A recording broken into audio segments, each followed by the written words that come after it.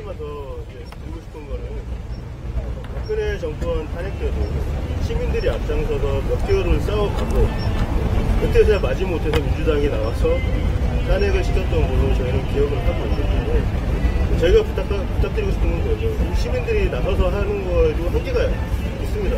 네. 그리고 이 정권이 그 시위들을 막아내기 위해서 굉장히 큰 수를 쓰고 있다는 것도 알고 있고요. 근데 언제까지나 시민들이 앞장서면은 그 뒤에 프리라이딩 해서 그렇게 해서 지금 이 정권을 바꿔내겠다는 생각이 저희한테 시민들한테 오히려 주춤하게 만들고 있거든요. 그렇게 생각하지 마시고 저도 국회를 해보니까 국회에서 앞서가지고 주도하기는 쉽지가 않습니다. 일단 국민 여론이 형성이 일단 기간이 필요하기 때문에 국회에서는 계속 보고 있고 지난번에 아시다시피 탄핵이 성공할 수 있었던 것은 민주당만 힘으로는 안 됐어요.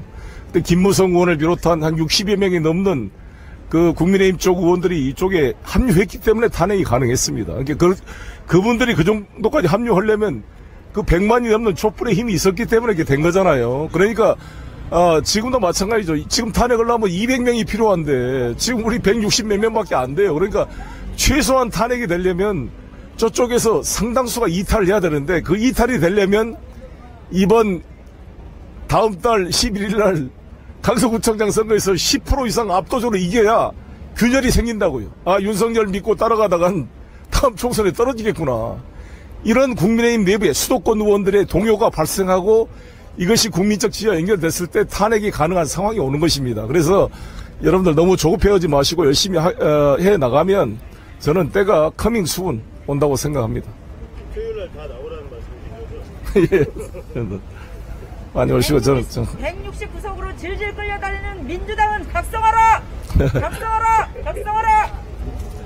이번에 새로 된 원내대표가 잘 해나가길 바라고 저는 이제 하나 바라는 것은 만약에 이재명 대표가 구속이 되든 어쨌든 간에 이번에 새 원내대표가 선출되고 나서 국정감사가 시작되잖아요. 10월 달에. 그러면 국정감사 때 저는 이 두 가지를 끝까지 찾아내야 된다. 국정감사 때 아시다시피 양평군을 직접 가가지고 국정감사 국토위 간사라든지 각 해당 관련 상임위 간사들이 강력히 요청을 해서 국감 일정을 양평으로 가야 됩니다.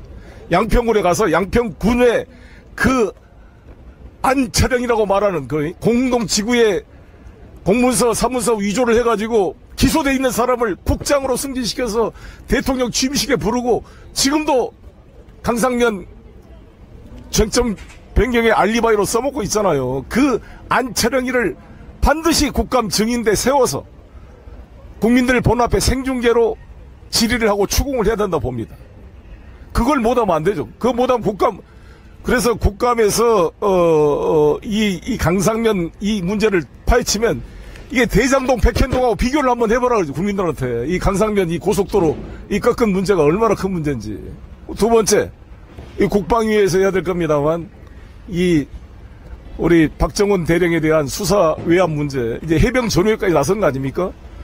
저는 이것은 명백히 드러날 수밖에 없어요. 이종석 국방부 장관이 대통령의 그런 진노가 없으면 안 되는 거잖아요. 이미 해병대 사령관이 암시를 줬던 거잖아요. 그래서 이게 밝혀지면 바로 탄핵 사유가 된다고 봅니다. 이거는 헌법재판소도 부정할 수 없는 탄핵 사유가 돼요.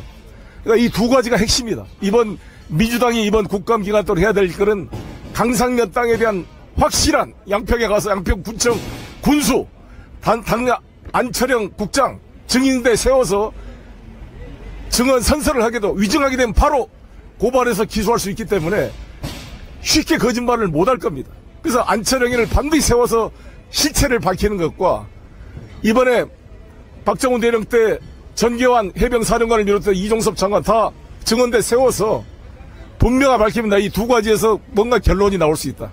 이게 민주당이 원내에서 해야 될 임무다 이렇게 생각합니다.